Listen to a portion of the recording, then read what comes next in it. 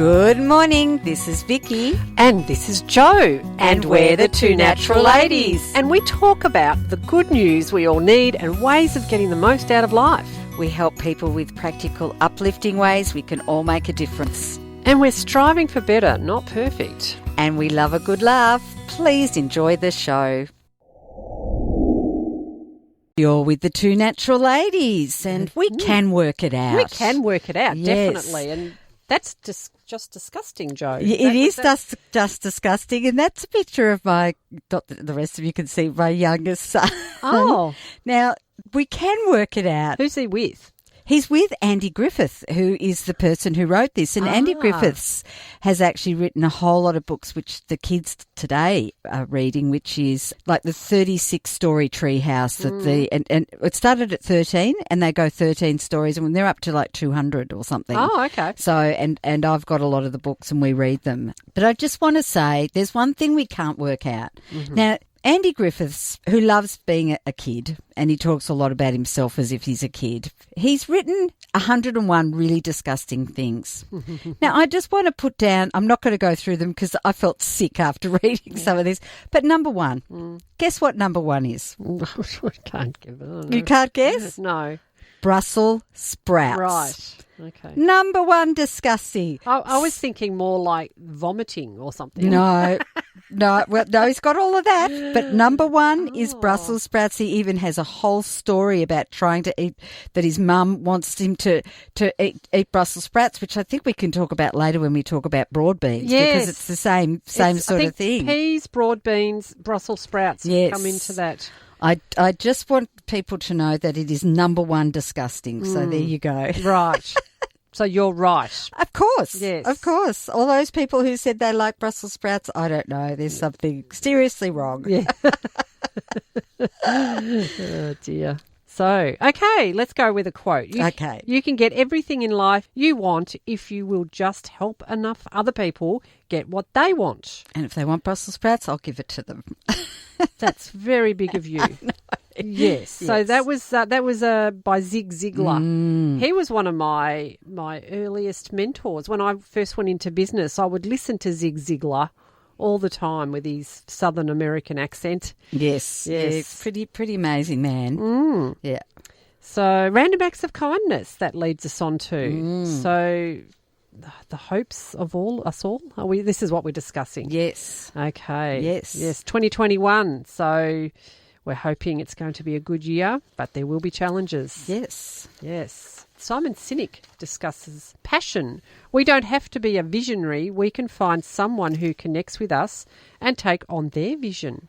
If we feel passionately towards it, it gives our life purpose. I mean, it's perfect. What we were talking about before, talking about fasting and quantum physics and intentions, and it's finding those things that spark our interest and we go, oh, that's something we want to work on or be part of. Yes, yeah, getting inspiration, which actually I was listening to one of our radio shows on the weekend, not just for fun. No, I was editing our show, and we were talking about getting in, when you're not inspired, how you get inspired. And I said and do, I'll even go on the internet and just look for inspiring or empowering quotes if you're feeling a bit blah. Yes, whereas I find music, I prefer find some music that's uplifting and, Well, there is that. I do that too, but I tend to, and it really works, but I tend to, when I'm looking for a quote, then I'll post it. Yes. It's kind of like the intention behind it.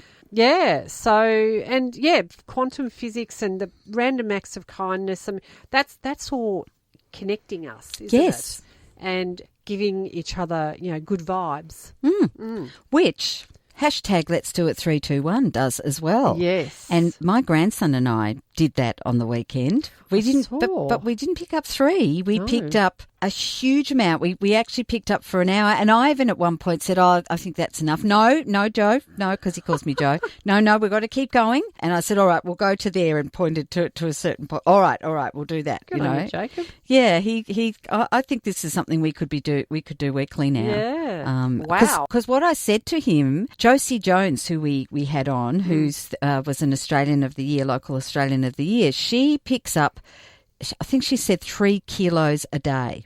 My goodness. So she gets up in the morning and she picks up, which would have been about what we had. It might have even been more. And Jacob said, well, we should do that. And I thought, well, logistically that's going to be difficult, particularly on a Tuesday. But any day for me to drive to his place, bring him down to the beach, go pick. I mean, I could do it, but and it could be the park, but yeah, that's true.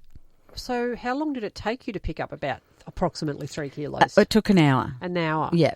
Actually, probably about 40 minutes because then we did sort of just walk for a little bit. I said, let's because it's quite tiring bending over and picking up, bending over and picking up. Interestingly, I didn't intend to do that, but I ended up on a 2-hour walk on Sunday with Jeanette Peterson. Hi, Jeanette. And I started, every time I saw a piece of rubbish, I would bend down and pick it up and put it in my little doggy poo bag that we have. And so she was doing it too. So we filled up that bag. I should have weighed it. I took a photo and threw it in the bin. So within 2 hours, I probably did the same. Yes. Isn't that amazing? Yes, that's right. Yeah. And it makes you feel good. And then you release those dopamine and endorphins and everything. And so, yes, I'm certainly going to work on us doing it every week. Oh, I like it. But then, of course, there is the opposite, which happened to you. Yeah, and I'm sure it wasn't my fault. Yeah. No, definitely not.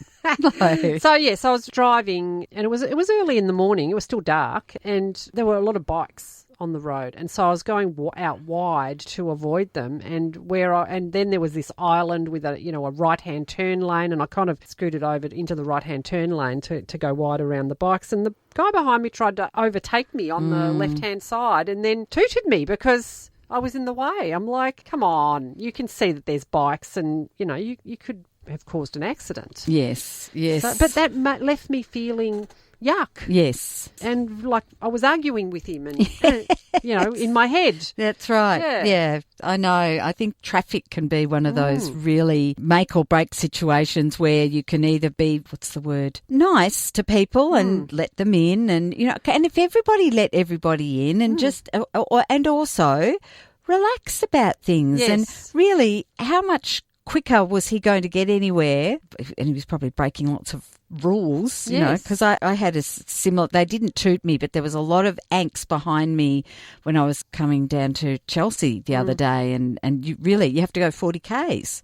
And there was a bike next to me, and the bike was being great. He was doing everything he could to keep out of the way, but it was hard for him at times. Have been, feeling a bit concerned. I would have been. Yes, yeah. Well, it is. It's scary at times when it gets very narrow. And there's nowhere to go because you've got a concrete block. That's right. You. Exactly. Yes. So the invisible made visible. Like, I was just imagining then if they had put sensors onto people's heads and getting them to think good thoughts and bad thoughts. And I'm thinking then if we had sensors on our heads, I'm sure, like the good thoughts, like this person's, you could see the difference. It was all different colours and different patterns when she was thinking the good to when she was thinking the bad. Okay, so is it just one woman that they were doing this with? Or? Yeah, well, on that particular experiment, yeah. Right. So, you can imagine if you could see our different thoughts. I felt it then, actually, when we changed what we were talking about. Yes, yes, that's right. Yes, we were all uplifted and then we went, well,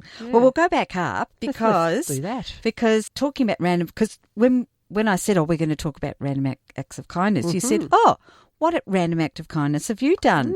And I had to think for a minute. And there's an organisation called The Sixth Child, and it was actually, I think he was one of our first interviews way back when we started this program, called Jamie Ramos, and he, amazing, humble, lovely, lovely man. Anyway, he said, I need Lego. Because the sixth child is all about that every sixth child is in poverty. So you're sure it wasn't so he could just play it on the weekend? I should have asked him. He has this huge pile of Lego. So I didn't want to give away my Lego. No. So I actually just went online. So you actually own Lego. And yes. Well, my Lego has passed down from, I've got to find out if it was my parents. I don't think so. I think my brother and I were given it at a very early age. Right. And then my kids were given more, and now my grandson's been given a heap. So we've got this huge bucket of Lego, and I love Lego. Generational Lego. Yes. But I thought, okay. So I went online and bought some Lego to give to. I mean, I could have given him the money, but I thought he wants Lego, so I'll go and buy some Lego. So did you buy new Lego or? Yeah. Okay. Yeah, because I couldn't find, because I think they wanted, like, they didn't want just bits of Lego. They wanted kits. They wanted kits. Right. So I bought a couple of kits for them. Yeah. Well, that's very kind of you, Jo. So, well, I didn't honk somebody in traffic. That's a random act of kindness. It is.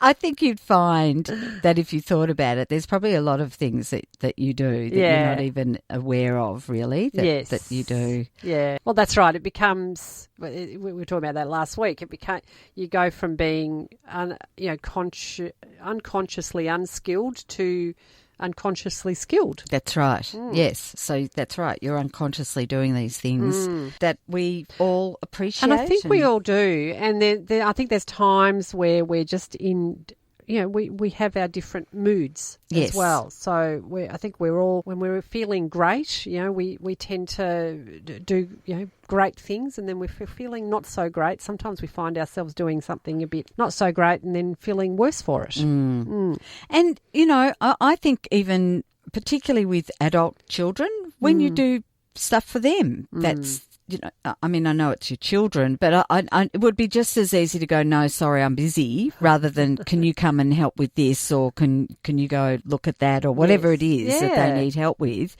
It'd be just as easy to say, look, I'm sorry, I'm really busy, rather than stop and be available. So, and I guess that's the thing, being available. I mean, I'm doing lots of random acts of kindness with my parents. Yes. So, yes. Yeah. I do find myself prioritising for my kids. Yeah. And then that brings to, I was listening to somebody and they were asking us to think about what are 5 things in life that I value. So I wrote down family, exercise, travel, adventure, connection. Is that 5? Yeah.